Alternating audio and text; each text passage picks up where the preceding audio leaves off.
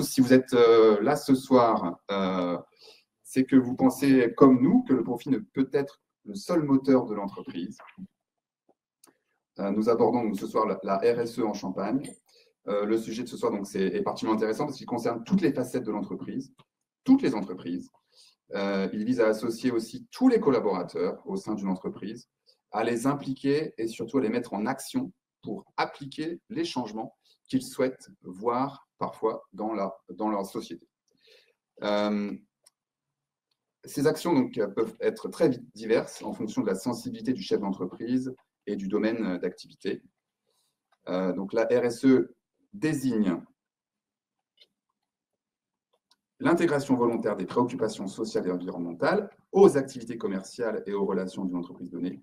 Concrètement, cela signifie qu'une organisation instaurant une démarche RSE fait en sorte que son modèle soit économiquement viable, sans avoir de répercussions négatives sur la société au sens large, population, environnement. Alors voilà, c'est un petit peu brut comme ça. Voilà, c'est de donner un petit peu plus d'humain, finalement, dans l'entreprise, si on veut. C'est surtout donner du sens à votre entreprise. C'est quelque chose qui, si vous êtes responsable, vous devez avoir le souhait de favoriser l'engagement de vos collaborateurs. Ça, c'est quelque chose qui souvent est quelque chose qui est recherché. Surtout les nouvelles générations. Mais attention surtout au greenwashing. Alors, juste pour information, la prochaine édition, ça sera sur l'éco-conception et la performance énergétique le 9 mai. Le 22 juin, nous aborderons la transmission des entreprises viticoles, donc deux autres sujets. N'hésitez pas à surveiller vos mails. Alors, 10 avantages rapidement de la RSE, et on va les détailler plus en amont ensuite avec les différents intervenants de ce soir. Mieux gérer les risques, améliorer sa marque employeur, redonner du sens à l'entreprise, anticiper les réglementations, innover, attirer des investisseurs, se différencier de ses concurrents, satisfaire les attentes des clients, améliorer sa réputation et faire des économies. C'est que du bon sens finalement. 10 raisons donc d'engager la RSE. Bon voilà, qui sont les intervenants de ce soir? Donc, Marion Renou, alors, qui va commencer. Vous nous présentez donc les différents éléments de la RSE. Ensuite, nous passerons la parole à Pierre Naviot, qui intervient en tant que chef de projet développement durable pour le comité Champagne et abordera donc voilà, tous les énormes ambitions qu'a le comité Champagne pour la filière pour les années à venir. Même si, comme il disait, c'est encore en construction, que tout va évoluer en fonction aussi des retours que vous pouvez nous faire. Et ensuite, nous passerons la parole à différents professionnels donc, de la filière, de la production, des services, et également donc Sabrina Pasté qui est productrice, donc vigneronne, Sébastien Rigobert qui est alors co-gérant de G2V Services, président de coopérative à Bouzy, Agnon Champagne, et Christophe Labruyère, président de Galorema et du Club des entrepreneurs champenois. Donc, avant de passer la parole aux intervenants, juste une petite référence à notre ami Simon Sinek, le Golden Circle, car le sujet vraiment du RSE invite à s'interroger sur ses propres motivations. Pourquoi aime-t-on son métier? Pourquoi nos clients nous font-ils confiance? Si on prend l'exemple de la production et de la vente du champagne, le produit est associé vraiment à du prestige, du luxe, de la convivialité, de la fête. C'est aussi un métier en lien avec la terre, le sol, la nature. Voilà un terreau fertile pour votre storytelling. Et voilà, c'est quand même, pour vous qui est dans la filière champagne, dans le produit champagne, c'est vrai qu'il y a quand même un storytelling qui est assez riche. Parce que moi, je travaille aussi pour une autre entité du groupe, c'est l'ACAMDA, et on s'occupe de la partie dératisation, hygiénisation. Et autant vous dire que pour trouver des axes de communication sympas, porteurs, fédérateurs, on n'est pas toujours, voilà, on est à l'affût de bonnes idées. Hein. En ce moment, les rats sont plutôt pour les retraites, a priori, surtout à Paris. Ils sont contents, ils ont à manger accessible.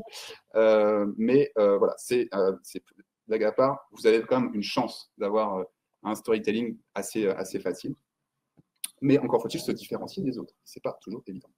Donc le why, on part voilà, du why. Toutes les organisations savent ce qu'elles font, mais ce qu'elles produisent et ce qu'elles vendent.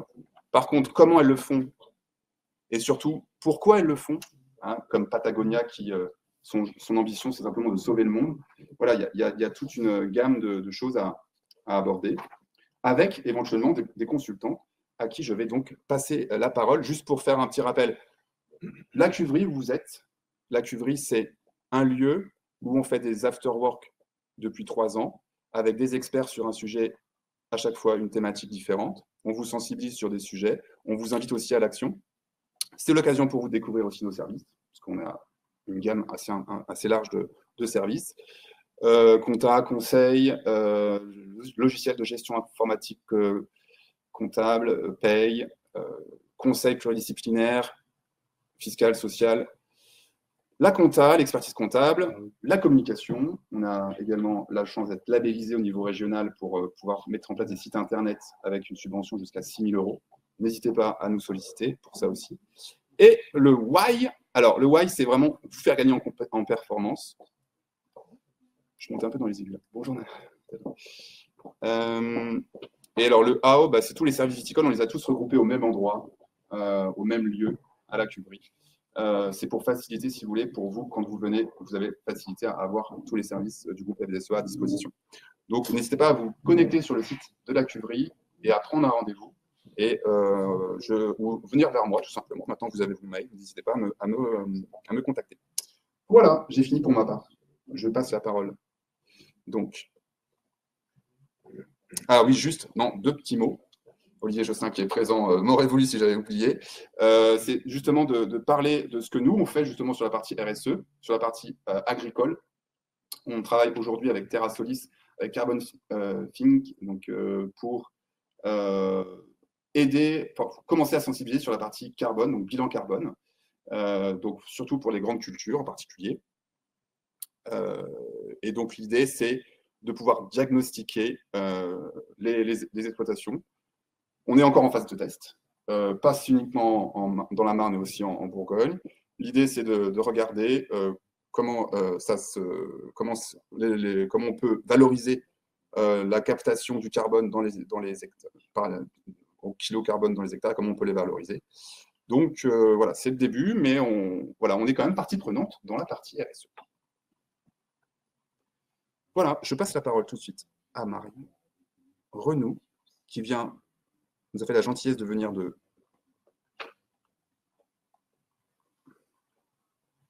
du Nord.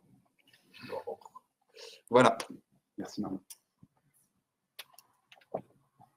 Bonjour à tous, donc moi je m'appelle Marie Renou, donc moi je suis consultante en RSE, je suis partie d'une société qui s'appelle OZACT et en fait nous, notre mission c'est de construire ensemble avec passion la transition de chaque organisation vers des modèles durables au service de l'homme. Tout un programme. Attendez, il faut que je comprenne comment ça marche maintenant. Les petites flèches. Okay.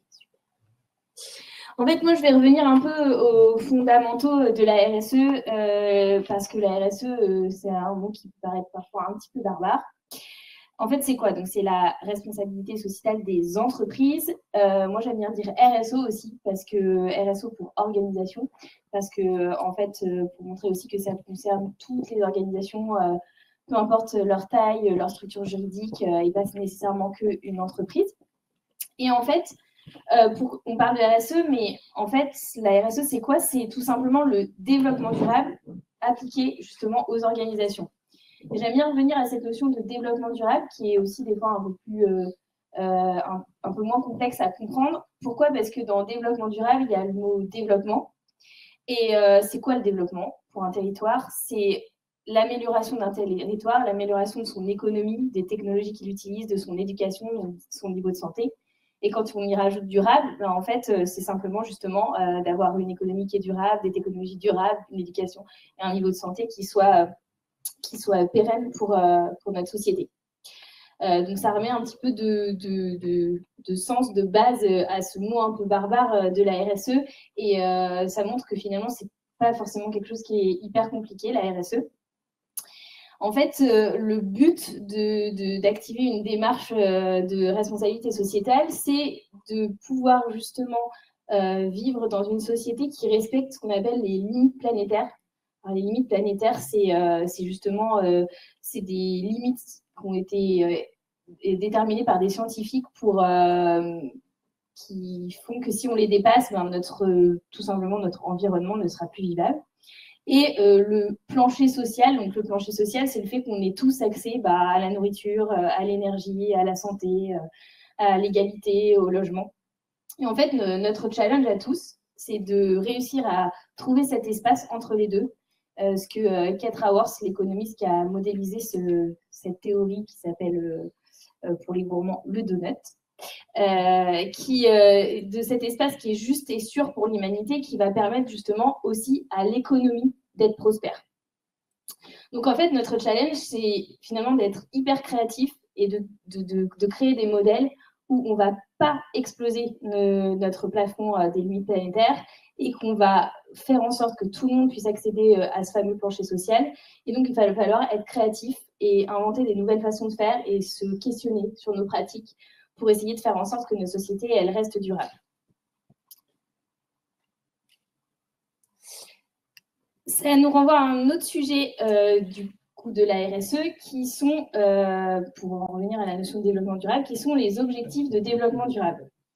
Donc ça, c'est encore un peu on revient un peu aux bases du développement durable. Il y a l'ONU qui a travaillé des objectifs du coup à atteindre pour notre société. Donc ces différentes thématiques qui ont été déterminées par l'ONU et c'est des grands objectifs à atteindre pour notre société qui peuvent être portés à tous les niveaux de la société. Quand je dis qu'ils peuvent être portés à tous les niveaux de la société, c'est-à-dire qu'on peut les porter, ces fameux objectifs de développement durable, ils sont universels. On peut les porter en tant qu'individu, on peut les porter en tant qu'entreprise, on peut les porter en tant qu'État, on peut les porter en tant que collectivité, et on peut chacun essayer d'aller piocher dans ces grandes thématiques pour se dire, finalement, moi, je suis une maison de champagne, je suis un prestataire de service, je suis une personne, tout simplement. Comment est-ce que dans mon quotidien, je peux faire en sorte que ces grands objectifs de développement durable qui sont internationaux, ils puissent être atteints? Donc, vous voyez, il y a des objectifs comme le pas de pauvreté, comme les inégalités réduites, comme des questions plus environnementales avec l'eau propre et l'assainissement, des questions à la fois environnementales, à la fois sociétales sur la bonne santé et le bien-être. Et en fait, tous ces objectifs, ils sont tous interconnectés les uns aux autres.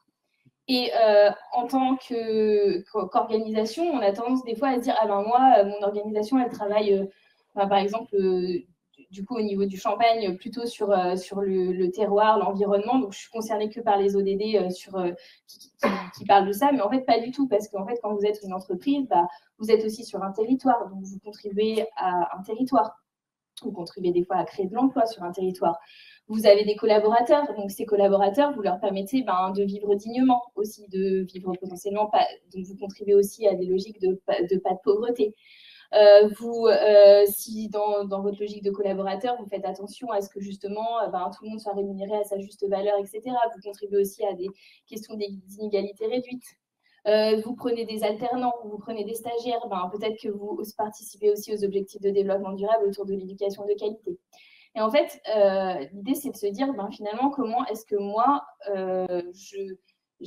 j'ai pas seulement ma mission d'entreprise où je fais du champagne, où je fais quelque chose, c'est comment aussi je contribue à la société.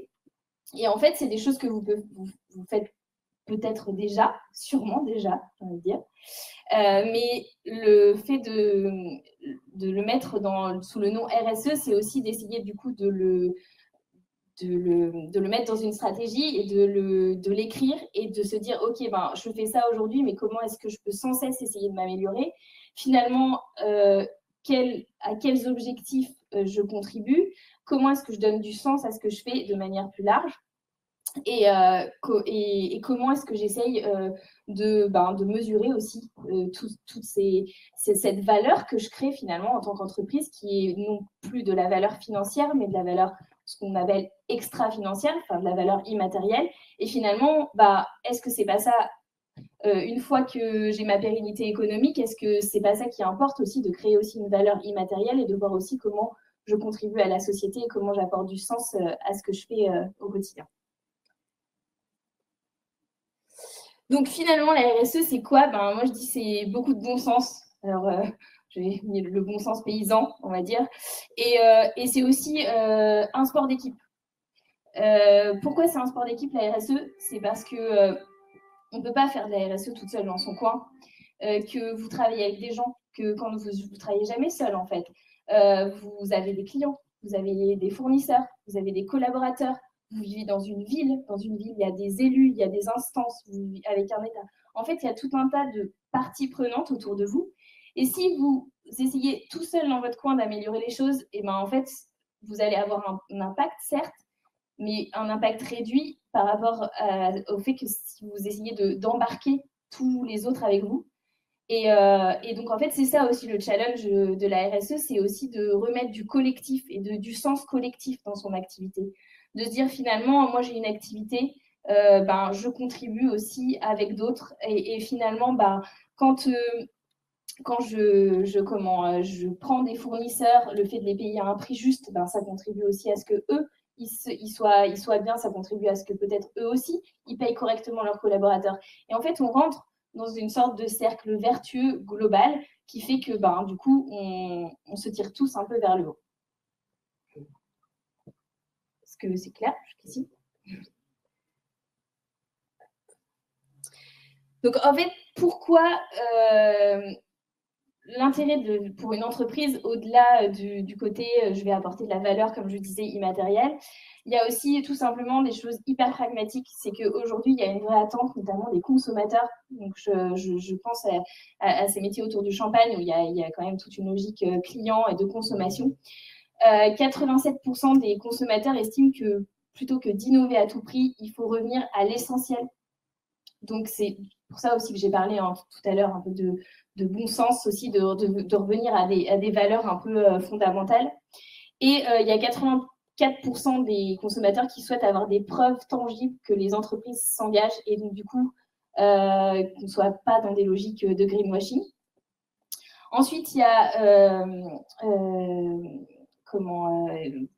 en introduction, on en a parlé un peu de aussi, tout simplement, ça apporte de la valeur immatérielle et dans la valeur immatérielle, ça apporte aussi de la valeur business potentiel. C'est-à-dire que quand on attire plus facilement des nouveaux talents parce qu'on donne du sens dans son activité, que finalement on se remet en question, on essaye de trouver des nouvelles solutions. Je vous disais qu'un des challenges de la RSE, c'était d'être créatif, de réussir à être créatif et d'inventer des nouveaux modèles. Des nouveaux modèles, c'est aussi potentiellement des nouveaux marchés. C'est aussi faire germer des nouvelles idées, c'est aussi motiver ses collaborateurs et favoriser aussi finalement la pérennité de son activité. Et le fait de donner du sens, ça assure non seulement la pérennité, mais c'est aussi du coup derrière des enjeux de transmission potentiellement. Donc il y a tout un côté vertueux aussi à se lancer dans des démarches RSE parce que ça permet aussi de se questionner sur certaines choses.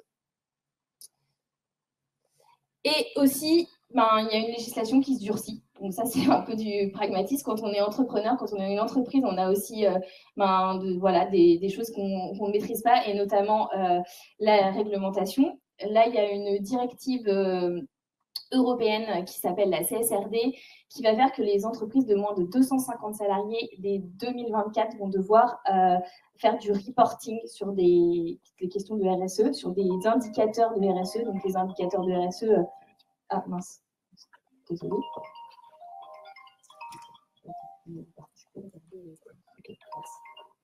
Du coup, il y a trop de choses dans mon sac à main, désolée. Excusez-moi pour ce petit intermède. Donc, je vous disais, le reporting obligatoire, en fait, vous pouvez dire, mais moi, je n'ai pas du tout 250 salariés, ça ne me concerne pas du tout. Mais en fait, ça va forcément retomber sur tout le monde. Pourquoi? Parce qu'à un moment, donc le reporting, c'est quoi? C'est se dire, finalement, je fais des choses, je crée de la valeur immatérielle, mais comment est-ce que je le mesure? Quels indicateurs je peux mettre derrière? et de pouvoir avoir des preuves de ces différents indicateurs et de ces différents engagements.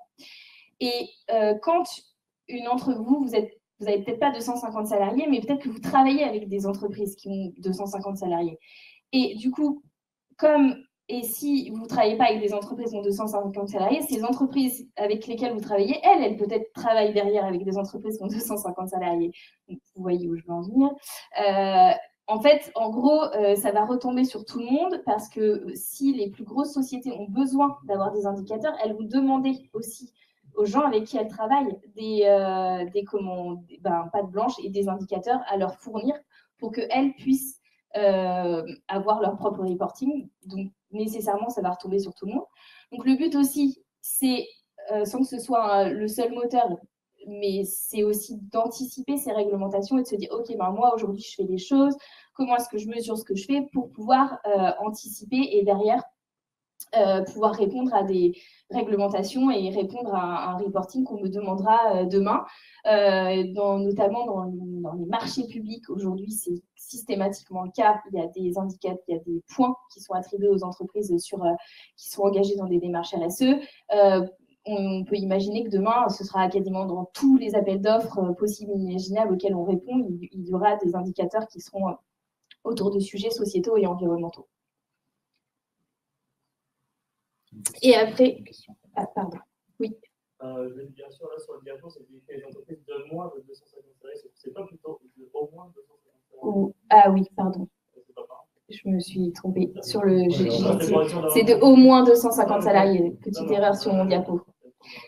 C'est des entreprises de au moins plus de 250 salariés. Pardon. Oui. Oui, désolée. Petite erreur, petite coquille sur mon diapo. Et après, là, sur un niveau plus macro, je ne sais pas si vous avez entendu aux informations, je pense qu'il y a eu hier, il y a le 6e rapport du GIEC. Donc, le GIEC, c'est le groupement intergouvernemental qui travaille sur les questions du climat, qui a sorti son 6e rapport, qui est toujours aussi alarmant sur les questions climatiques. Donc, évidemment, dans l'engagement RSE, il y a un volet environnemental et il y a un volet notamment qui touche à des questions climatiques. Aujourd'hui, on est clairement dans une urgence, qu'il y a besoin d'avoir des transitions rapides et profondes dans tous les secteurs et les systèmes pour parvenir à la réduction des émissions qui va faire qu'on puisse avoir un avenir vivable et durable pour tous. Ce petit graphique, il est issu du rapport et c'est juste pour vous donner un ordre d'idée. C'est sur l'échelle des températures sur notre planète et en dessous, on voit c'est remis en perspective avec la vie d'un être humain qui est né en 2020 et qui est né en 80 ou qui est né en 1950. Donc, l'évolution à travers sa propre existence à lui qu'il peut avoir sur les questions du climat. Et donc, je pense qu'en tant que métier très lié à la Terre, vous êtes très sensible à cette problématique. Et parce que, quand je vous disais qu'il fallait réinventer et faire preuve de créativité, c'est qu'aussi on a un environnement qui est changeant, qui est mouvant. Et donc, il faut aussi se réinventer et trouver des solutions ensemble. Donc, dans la question de oui, mais c'est bien beau tout ça, mais moi, dans ma structure, en fait, je commence par quoi Tout à l'heure, en introduction, il a été cité. La question, c'est de savoir, j'ai une activité, mais en fait, pourquoi j'ai cette activité? Donc, déjà, revenir à mes propres valeurs. C'est quoi mes valeurs profondes? Qu'est-ce qui m'anime? Et finalement, moi, c'est quoi ma mission? Je fais du champagne, mais je fais du champagne, par exemple, mais je fais du champagne pourquoi? Est-ce que c'est parce que je veux créer des moments de convivialité? Qu'est-ce que je veux apporter à la société qui est autre chose que juste mon produit? Est-ce que c'est parce que je veux que mon territoire il soit prospère? Est-ce que c'est parce que je veux que mon environnement, mon terroir, est-ce que c'est parce que je veux qu'un savoir-faire soit...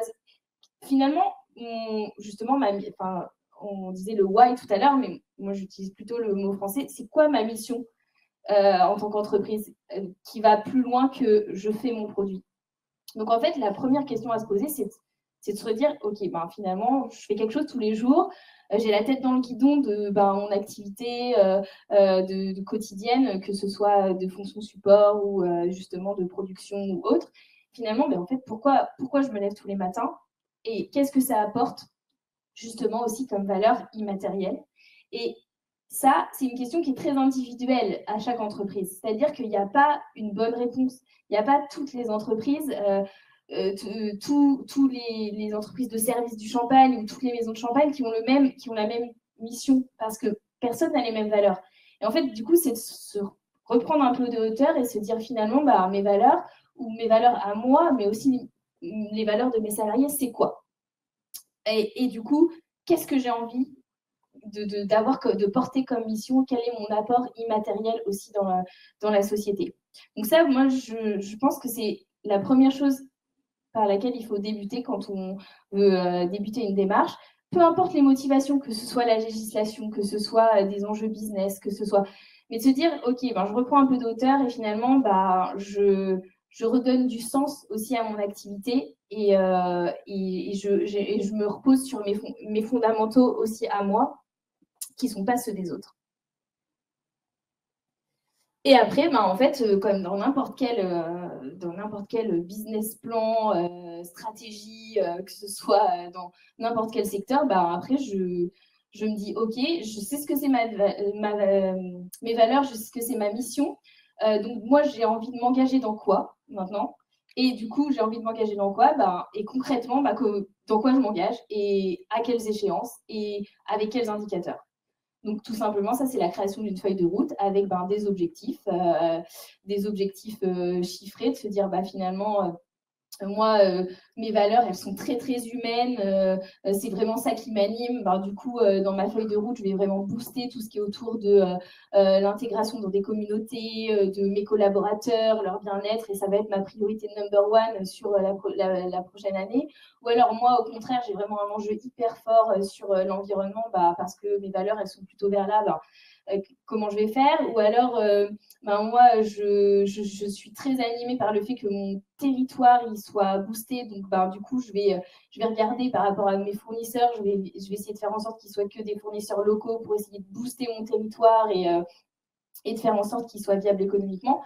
Et donc, cette feuille de route, elle va être liée à votre mission et vos valeurs. Et donc, elle sera aussi beaucoup plus facile à mener à partir du moment où vous serez posé les questions de base, parce qu'en fait, après, ça fera tout simplement sens pour vous.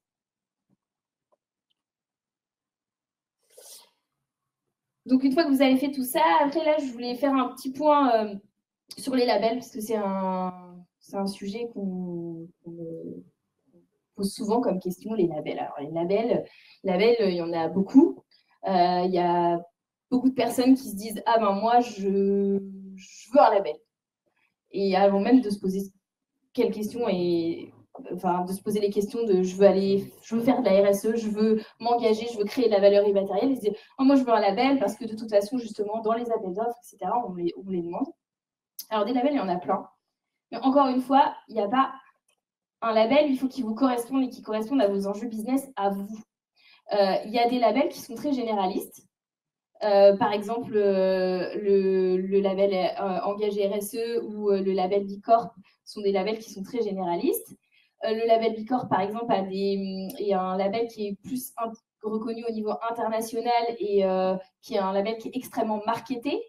À côté de ça, le label engagé RSE, il est plus franco-français, mais par contre, il est validé par l'AFNOR et donc du coup, il y a aussi une reconnaissance auprès plus étatique qui est un peu plus importante.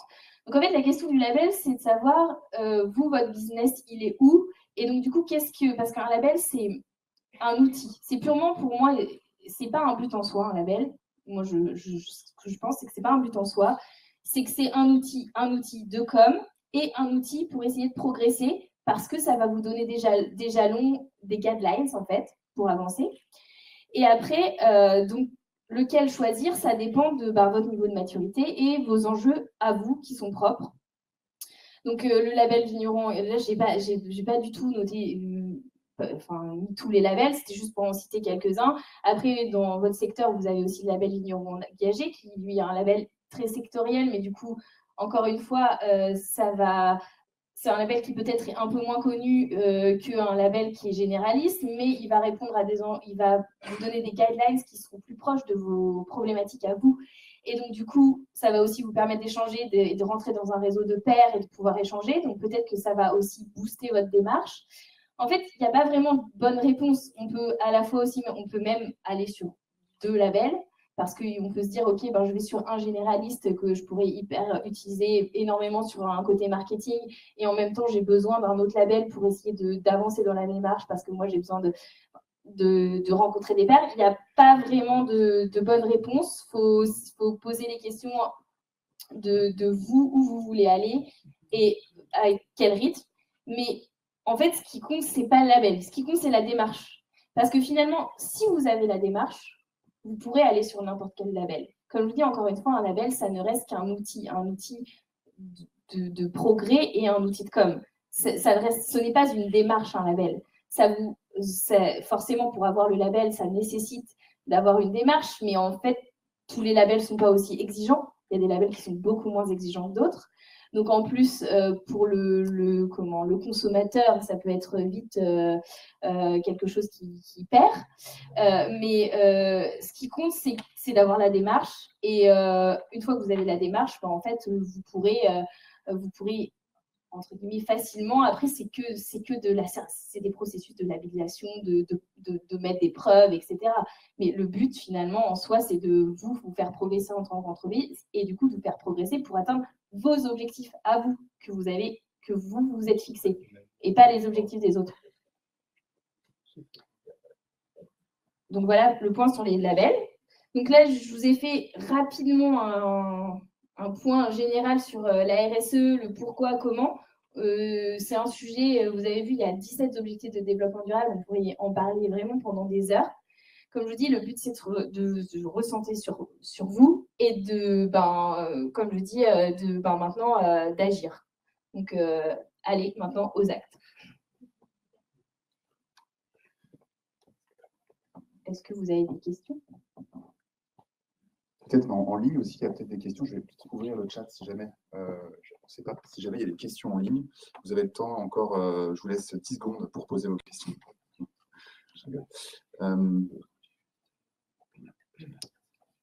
Alors, storytelling, storytelling, en fait, ça veut dire, quand on parle de storytelling, c'est quel message vous voulez afficher au monde. Quel est le... Oui. Oui, le storytelling, c'est juste de raconter une histoire. Donc, c'est un outil qui est utilisé notamment sur la communication, de se dire, finalement, dans la vie, depuis qu'on est tout petit, on nous raconte des histoires. Et c'est ça qui nous porte, finalement. C'est des histoires qu'on nous raconte, qui nous font rêver. C'est des imaginaires par exemple, un storytelling qui a fait énormément, je vais presque dire, de ravages, c'est le storytelling du rêve américain. Voilà, finalement, la réussite, c'est quoi? La réussite, c'est avoir une grosse voiture, une grande maison, un jardin.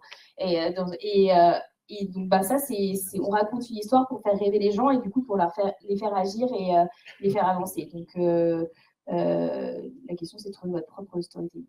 Après, il y a les reporting aussi. Alors, reporting, ouais. Donc, le reporting, c'est donner des preuves. C'est de se dire, finalement, quand vous dites, moi, j'œuvre pour le bien-être de mes collaborateurs. Oui, non, mais vous œuvrez pour le bien-être de votre collaborateur, mais concrètement, ça veut dire quoi? Ça va dire, finalement, moi, mes collaborateurs, vous allez trouver des indicateurs, vous allez dire, moi, mes collaborateurs, ils ont accès à des formations. Je fais en sorte qu'ils aient des formations, ils ont des formations métiers, mais aussi ils ont des formations de développement personnel, par exemple. Donc, du coup, je m'assure qu'il y ait par an, j'ai X formations, donc c'est un indicateur, j'ai X formations qui sont données à mes collaborateurs, ou alors, justement, toujours sur le sujet du bien-être, ils ont accès à une solution en cas de problème, ils ont une personne qu'ils peuvent appeler ou autre. En fait, le reporting, c'est des preuves de ce que vous faites, en gros. Donner des preuves de ce que vous faites.